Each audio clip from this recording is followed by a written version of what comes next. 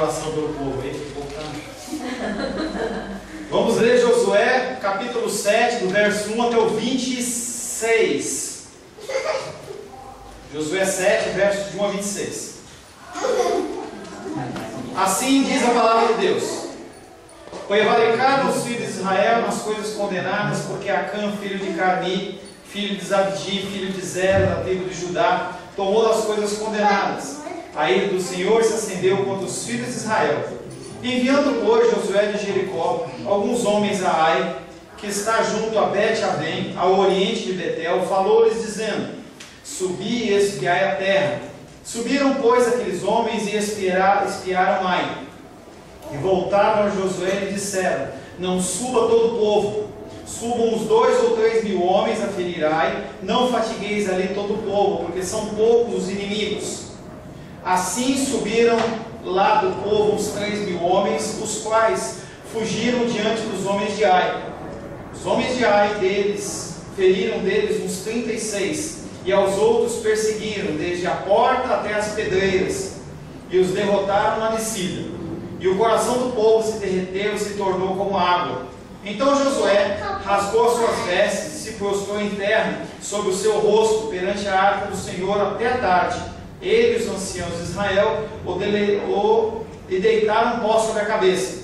Disse Josué: ah, Senhor Deus, por que fizeste esse povo passar o Jordão para nos entregares nas mãos dos amorreus, para nos fazerem perecer?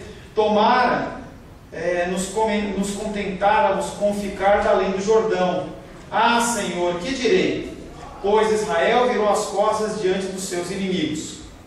Ouvindo isto, os cananeus e todos os moradores da terra nos cercarão e desarraigarão o nosso nome da terra. E então, que farás ao teu grande nome? Então disse o Senhor a Josué: levanta-te, porque está prostrado assim sobre o seu rosto. Assim Israel pecou e violaram a minha aliança, aquilo que eu lhes ordenara, pois tomaram as coisas condenadas e furtaram e dissimularam, e até debaixo da sua bagagem o puseram. Pelo que os filhos de Israel não puderam resistir aos seus inimigos, viraram as costas diante deles, porquanto Israel se fizera condenado. Já não serei convosco, se não eliminardes do vosso meio a coisa roubada.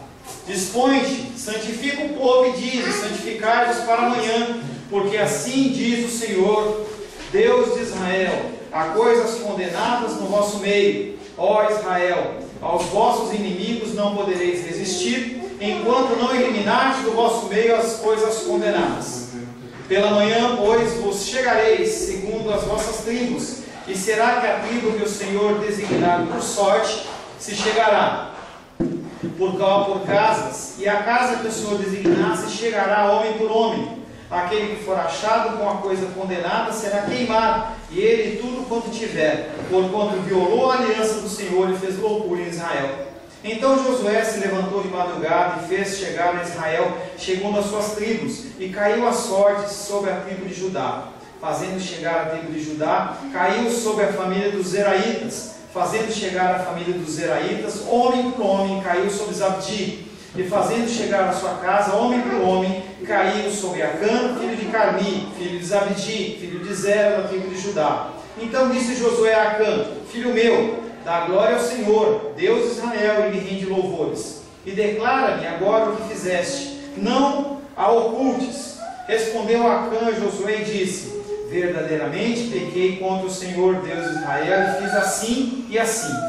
Quando vi entre os despojos uma boa capa babilônica, 200 ciclos de prata, e uma barra de ouro do peso de 50 ciclos, cobicei-os e tomei-os, e eis que estão escondidos na terra, no meio da minha tenda, e a prata por baixo. Então Josué enviou mensageiros que foram correndo à tenda, e eis que tudo estava escondido nela, e a prata por baixo. Tomaram, pois, aquelas coisas do meio da tenda, e as trouxeram a Josué e a todos os filhos de Israel, e as colocaram perante o Senhor. Então Josué e todo Israel com ele tomaram Acã, filho de Zera, e a prata, e a capa, e a barra de ouro, e os seus filhos, e as suas filhas, e os seus bois, e os seus jumentos, e as suas ovelhas, e a sua tenda, e tudo quanto tinha, e levaram-nos ao vale de Acor. Disse Josué: por que nos conturbaste? O Senhor hoje te conturbará. e todo Israel o apedrejou, e depois de apedrejá-los, queimou-os, e levantaram sobre ele um montão de pedras que permanece até o dia de hoje. Assim o Senhor apagou o furor da sua ira, pelo que aquele lugar se chama Vado de Acor até o dia de hoje. Palavra do Senhor, amém? Senhor, lemos a tua palavra mais uma vez e queremos pedir que o Senhor nos dê o entendimento. Nós não estamos numa pregação, mas estamos, Pai querido, nesse momento estudando a tua palavra. Queremos conhecer mais do Senhor. Por isso pedimos que o teu Espírito Santo nos oriente nesse estudo, em nome de Jesus. Amém.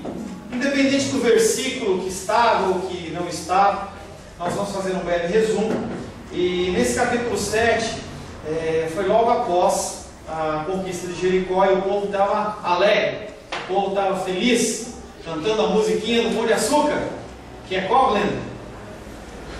Para ser feliz. E aí o povo todo contente, festejando, e aí a próxima jornada seria contra a Ai.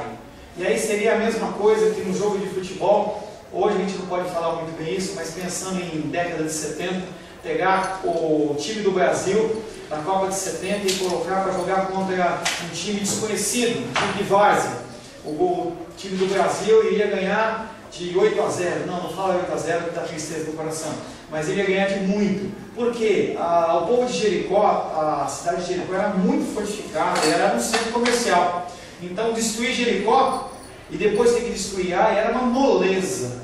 E aí nós falamos também nas semanas anteriores que Josué, pelo menos aparentemente, ele não ora a Deus, mas ele manda espias para verificar como era Ai.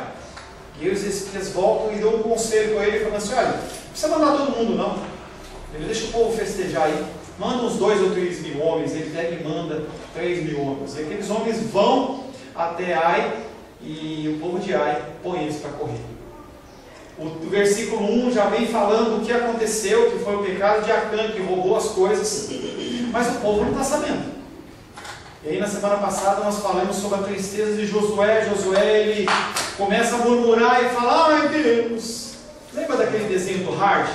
Os mais antigos vão lembrar dele. Ele fala assim: ó vida, ó azar. A Glenda não vai lembrar porque ela é muito novinha, né?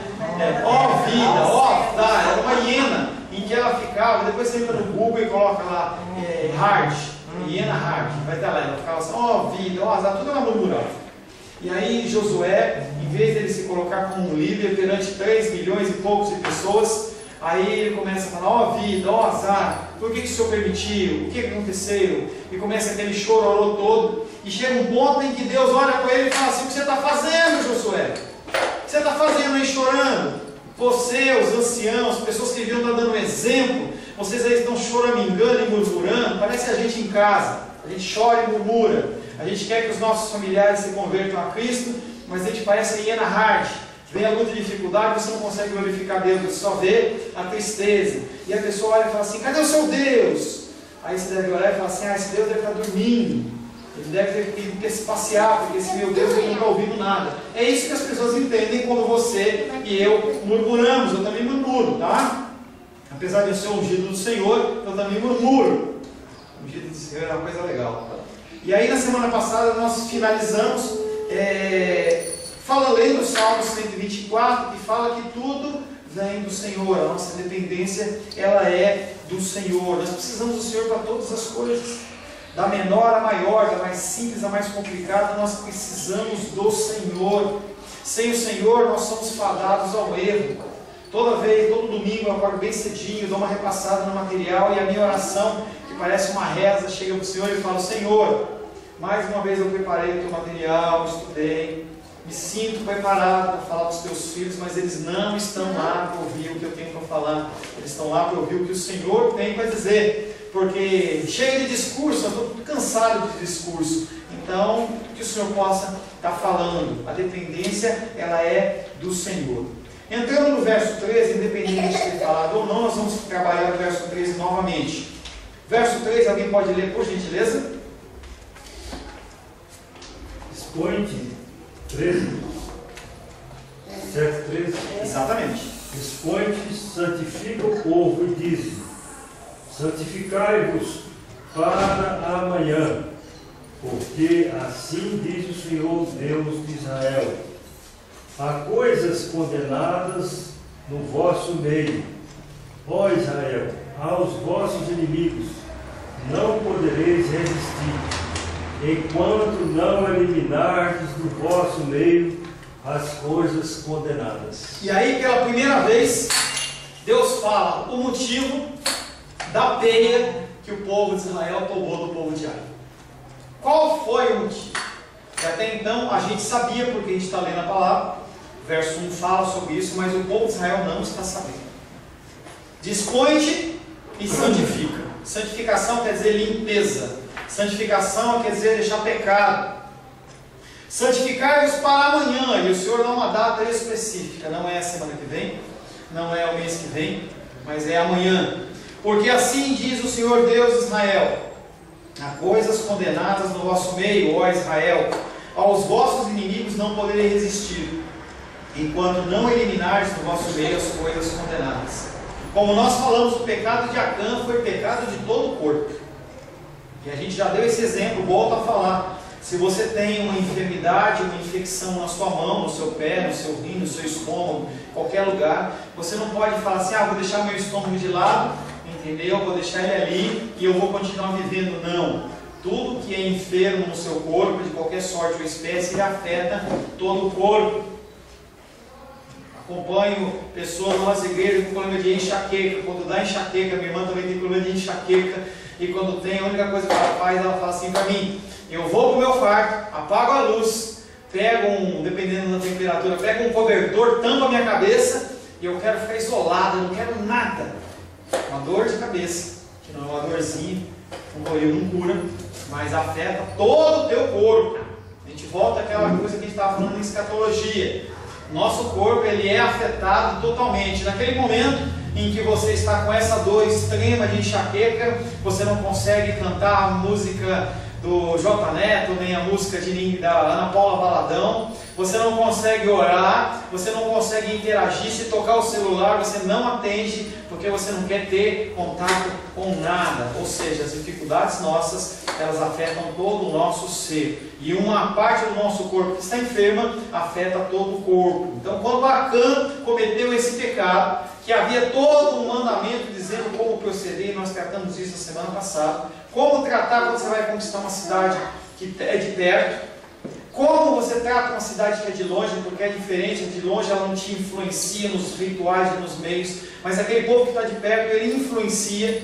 Por isso que a gente fala: cuidado, a palavra de Deus repreende a pessoa que casa com a pessoa que não é cristã, porque a pessoa que não é cristã, ela vai trazer para você coisas que estão no âmbito de vida dela, e você vai acabar absorvendo aquilo, tá? Tem casos, entendeu, em que a pessoa é salva, né, Seba? Você não sabe, o Seba, ele era uma pessoa que era um sacerdote, alto sacerdote, vivia andando aí, dando palestras, né, Seba? Entendeu? Mas o Senhor o alcançou. Vocês casaram nessa condição, Brandinho? Você olhou assim para ele assim? Não, é porque isso aconteceu com não foi pessoa você? da nossa família essa tá. semana. Meu primo, para dar um exemplo, meu primo ia casar com uma pessoa que ele descobriu que ela foi criada com os avós, e os avós são bruxos, e ele não sabia. E ela falou que não acredita na Bíblia, que a Bíblia foi escrita por homens, né? E ela falou que assim que casasse ia voltar na casa dele. Ele falou que na minha casa não. E meu primo acredita em Deus, não é assim, assíduo na igreja, mas, né? Mas aí eu falei para ele que isso aconteceu por ontem. Aí ele desfez o noivado por conta disso. Atitudes radicais e duras. E aí tem uma frase que um pastor falou uma vez que eu acho muito legal: às vezes é melhor um fim triste do que uma tristeza sem fim, entendeu? Às vezes a gente precisa tomar decisões na vida, entendeu? Que no momento traz muita tristeza. Uma situação como essa, por exemplo, eu não conheço, mas com certeza ninguém fica noivo de ninguém se você não tiver algum tipo de afinidade. Ninguém fica. Menos que nem no contexto de antigamente, quando o menino engravidava a menina, ele era obrigado a casar. Mas fora isso, ninguém fica noivo de ninguém, a menos que tenha um interesse financeiro. Ninguém fica noivo de ninguém porque não gosta da pessoa. Então uma decisão como essa é uma decisão difícil. Eu já falei para vocês que algumas pessoas que eu aconselhei, Eu falava assim, olha, você está numa situação em que você vai entrar numa possibilidade, mas e se Deus mudar? Você está jogando uma possibilidade que você não sabe. Você está indo contra um preceito da Bíblia. Mas eu não quero entrar nesse assunto, porque o nosso assunto é Josué. Eu lembro de um aluno que falava assim, o que isso tem a ver com Josué? Nada. Então vamos continuar no nosso Josué. Mas quando uma pessoa peca, o pecado dela não é apenas para ela. Ela influencia, dependendo do pecado, família, igreja, cidade, país, mundo, e você vai embora. Entendeu? Tem pecados, tem coisas que as pessoas fazem que tem uma abrangência maior ou menor. Se você pegar o caso de uma pessoa drogada, por exemplo, você vê como é a destruição disso numa família. E Acã, ele pecou. Acã, ele olhou para aquelas coisas bonitas assim, jogadas no cantinho, e ele falou assim, oba. E aí eu não sei se a gente vai chegar hoje, mas eu já levantei quanto em valor nos dias de hoje ele pegou, entendeu? Porque fala ciclos de prata, ciclos de ouro. Eu fiz uma conta, eu lembro um valor bem interessante, depois a gente vai estar falando, não sei se a gente vai conseguir chegar no dia de hoje. O ato pecaminoso de Acã, ainda desconhecido por Josué e pelo povo, e o envolvimento do povo em tal ato significam que a santidade de Israel como povo foi violada. Abre em Êxodo, capítulo 19, capítulo 5 a 8. Quem achou, leia por gentileza. Êxodo, Gênesis, Êxodo, Levítico, Número. É o segundo livro da Bíblia. Gênesis, Êxodo. Não precisa ir no índice não, tá? 19. Vai lá, Camila, você não leu ainda. 5 a 8, deixa eu ouvir a sua voz. Agora, pois, se diz que eu tenho problema de vista. Então alguma outra pessoa. Depois a gente faz uma oração forte para ela. Para melhorar a vista. Mas deixa eu ver, ela está falando. Não, se ela está falando que está com problema de vista, vamos fazer uma forçar a vista, né? Agora, pois, se diligentemente ouvirdes a minha voz e guardardes a minha aliança, então sereis a minha propriedade peculiar dentre todos os povos. Pausa. Ele fala, agora pois, se diligentemente ouvis a minha voz e guardares a minha aliança, então sereis a minha propriedade peculiar dentre os povos. E se ele não ouvir diligentemente a voz e não guardar a aliança? Não vai ser propriedade peculiar dentre os povos. Quando você lê a palavra de Deus, você tem que entender o que ela está dizendo. Tanto no conceito positivo, como no conceito negativo. A gente só puxa, eu sou sacerdócio real. Não, mas em que condição? Aqui ele fala, se você ouvir a voz dele, e você guardar a aliança, você pôr em prática aquilo que você ouviu, e aí você vai ser propriedade. Senão você não é. Continua, porque toda a terra é minha. Vós me sereis reino de sacerdote, nação santa. São estas as palavras que falarás aos filhos de Israel. Veio Moisés, chamou os anciãos do povo e expôs diante deles todas essas palavras que o Senhor lhe havia ordenado. Pausa. O que o povo vai responder? Fala aí, Lu. Então o povo respondeu a uma: tudo o que o Senhor falou faremos. E Moisés relatou ao Senhor as palavras do povo. Alguém é obrigado a entrar em algum voto? Você é obrigado a fazer qualquer tipo de compromisso? Não. Alguém pode obrigar você a alugar um apartamento? Comprar um carro? Alguém pode obrigar você a fazer isso? Não. Mas se você fizer o compromisso, o voto, você tem que cumprir. E aí o Senhor, isso aqui é só um resumo de toda uma lei que foi lida para aquele povo. Porque Deus fala assim, vem aqui no monte que eu vou falar com vocês. E eles olham para aquele monte pegando fogo, eu também ia ter medo, né? Aquele monte pegando fogo, porque a presença do Senhor estava lá, e o povo olha e fala assim, vou nada. E aí o Senhor olha para Moisés e fala assim, esse povo é esperto, porque se eles viessem aqui como eles estão cheios de pecado, eles iam morrer tudo. E aí eles falam assim para Moisés, Moisés, você vai lá e ouve o que Deus quer falar. E o que Deus falar para você, nós vamos falar, beleza. E foi o que aconteceu. Moisés, ele parou na frente deles por algum tempo, falando o que eram as coisas, E aí o povo falou assim, tudo que você está falando, Moisés, nós concordamos com você e nós vamos cumprir. Nós fazemos um voto, nós fazemos uma aliança. E aí continua aí, Lu, você finalizou? Não. E Moisés relatou ao Senhor as palavras do povo. Por essa razão o povo, debaixo da liderança de Josué, era o mesmo povo que se comprometeu com Moisés. esse mesmo povo, debaixo da liderança de Josué, deve santificar-se, porque eles tinham pecado. Acã tinha pecado, o povo tinha pecado, e Deus fala assim: gente, vamos limpar as vestes, essas vestes suas são todas sujas, vocês não podem se apresentar na minha presença do jeito que vocês estão. Assim aparece a distinção entre o santo e o comum, entre o ímpio e o que não é ímpio. Se você não sabe, há diferença sim entre aquilo que é certo e o que é errado, aquilo que é bom e aquilo que é mal. Deus não coloca tudo junto. Não é que nem a gente quando vai comer arroz com feijão, que você faz aquela maçaroca no prato, né? Tem gente que come bonitinho, meu pai come bonitinho, mas eu gosto de dar uma misturada. Mas tem gente que faz aquele negócio assim, até feio de ver, né? Faz aquele negócio, tudo negócio lá. Deus ele mistura. Tem as pessoas que são do bem e as pessoas que são do mal, ele sabe. A gente fala em escatologia. Haverão as pessoas que são tratadas como ovelhas, vão ficar do lado direito, e as pessoas que vão do lado esquerdo vão tratadas como bode. Aqueles que conhecem o Senhor e os que não conhecem o Senhor. Assim a distinção entre o santo e o comum tinha sido destruída, ou seja, a partir do pecado, Deus ele olha para aquele povo, não é mais o povo santo e o povo cananeu pecador, ele olha e fala assim: não, está tudo misturado. É como se Deus pegasse misturado e falasse assim: não, agora eu olho e eu não vejo nada de bom, eu vejo todo mundo pecador. Levítico capítulo 10, verso 10. Levítico, Gênesis, Êxodo, Levítico, terceiro livro, 10, 10. E aí, João, cadê a Bíblia? Lê aí.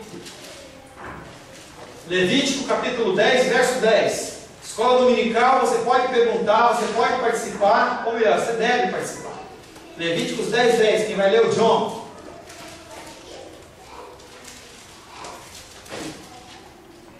Lê o 9 também, por gentileza. Lê o 9 por gentileza também. Profano e entre o mundo e o ímpio. Lê o 9 e o 10, por favor, de novo. Vinho ou bebida forte, tu e teus filhos não bebereis quando entrares na tenda da congregação, para que não morrais. Estatuto perpétuo será isso entre a vossa gerações, para fazer diferença entre o santo e o profano, entre o mundo e o ímpio. Ele não está falando que todo mundo que bebe é profano, ele não está falando isso. Esse texto tem um outro contexto, uma consagração específica. Mas ele está falando que tem diferença entre aquele que é santo e o que é profano. Tem diferença. A narrativa é bem explícita. As palavras do Senhor a Josué são repetidas nos trechos em que Josué é ordenado a comunicar ao povo, porque sempre funciona dessa maneira. Deus ele vem e fala para o sacerdote, que no caso era Josué, e Josué passa para o povo. Qual a diferença disso para os dias de hoje? Pergunto para você. Qual a diferença daquela época para os dias de hoje? Não precisa mais um intermediário. Você não precisa mais de pastor, mestre evangelista, bispo, apóstolo, quem quer que seja, discipulador. Você não precisa, você tem acesso a Deus. Deus ele fala com você, tá? Quer dizer que não precisa mais de pastor? Não estou falando isso. Eu estou falando para você é que você tem livre acesso ao Pai. O Senhor ele levanta sacerdotes para auxiliar, guiar e direcionar. Você chega para mim e traz um problema. Eu vou fazer uma análise não conforme eu acho, não conforme a psicologia está mandando, não como o mundo diz, não como você vai estar melhor, mas como a palavra de Deus diz. Como é o caso, por exemplo, que a Glendinha deu. Se ele viesse falar comigo e perguntasse: pastor, o que eu faço? Eu estou noivo, eu já comprei, eu já fiz isso, tem relacionamento e tem essa situação. Eu vou chegar para ele e falar assim: a palavra de Deus diz isso. Não porque é bruxo, porque não é bruxo. A palavra de Deus está dizendo isso. Quem tem que decidir é o pastor?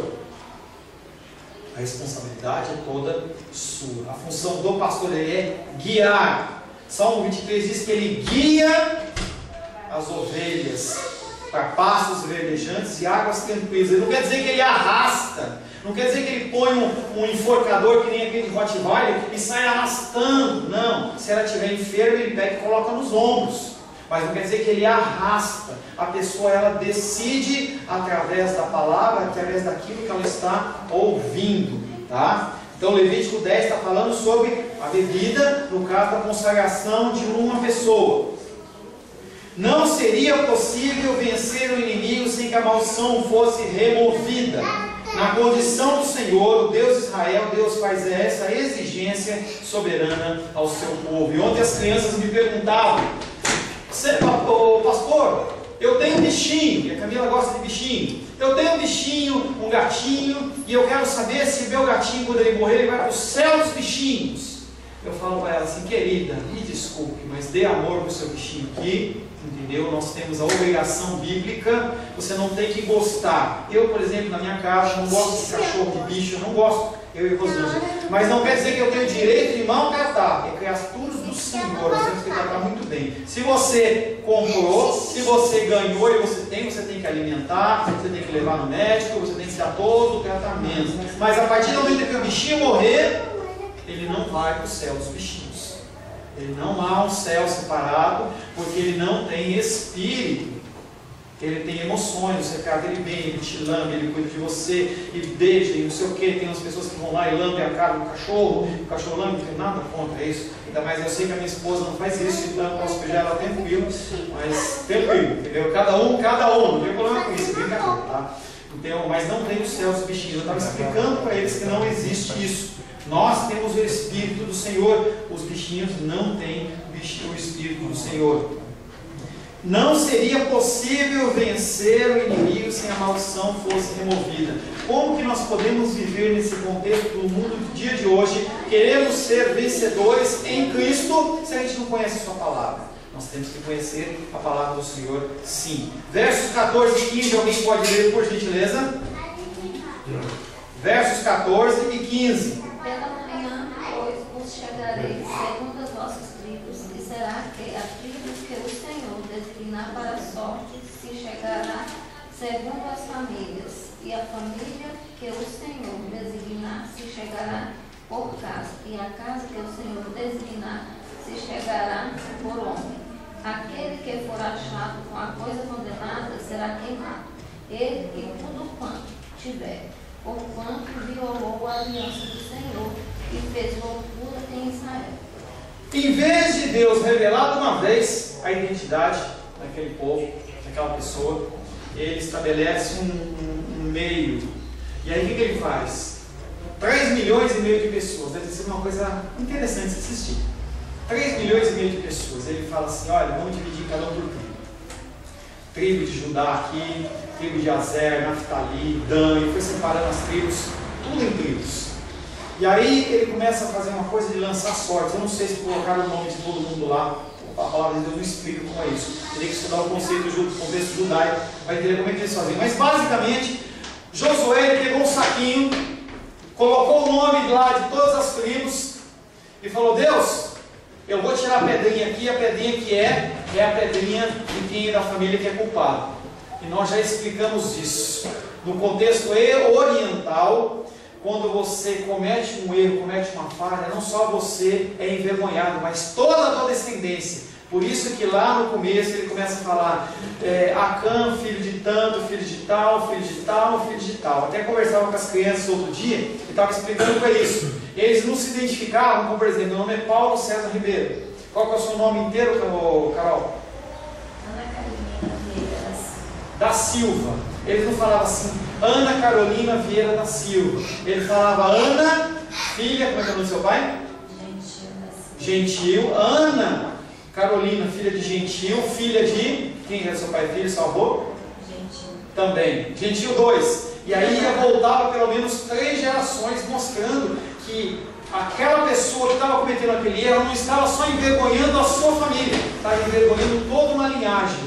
Porque entendia-se que se o pai ensinou direito ao filho, ele não se desvia, quando está mais velho, do caminho que deve andar. Então ali eles levantam a vergonha não só para a pessoa, mas vergonha para a família inteira. Então ele pega, coloca todas as tribos e puxa a primeira. Aí depois, bom, qual que é a família que é da filha dele?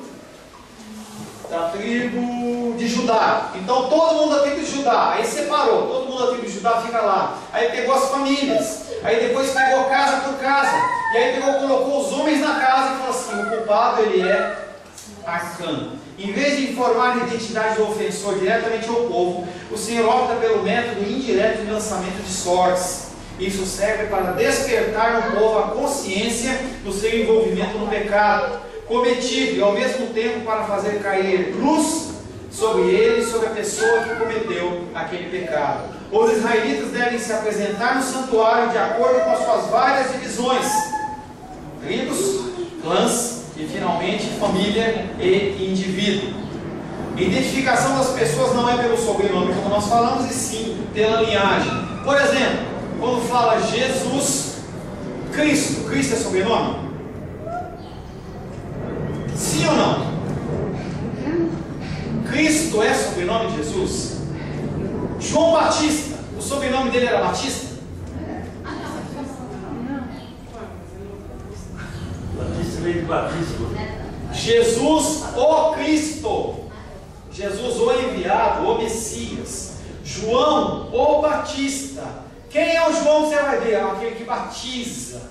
Quando eles identificaram, eles falavam, se você olhar a genealogia do meio de cabeça, falava Jesus, filho de José, e aí vai descendo a linhagem. Então, quando você vê esses termos, não é o sobrenome dele, é como ele era conhecido, tá bom? Gênesis capítulo 38, verso 24. Enquanto você procura, mediante um lento processo de eliminação, o culpado finalmente aparecerá. Tal indivíduo, com tudo quanto ele pertence, deve ser queimado com fogo. Deus, ele deu qualquer procedimento, queria descobrir quem que era, mas também ele... Olha, já deu 11h30. Deu agora. Eu me perdi no horário, desculpe. 38, 24.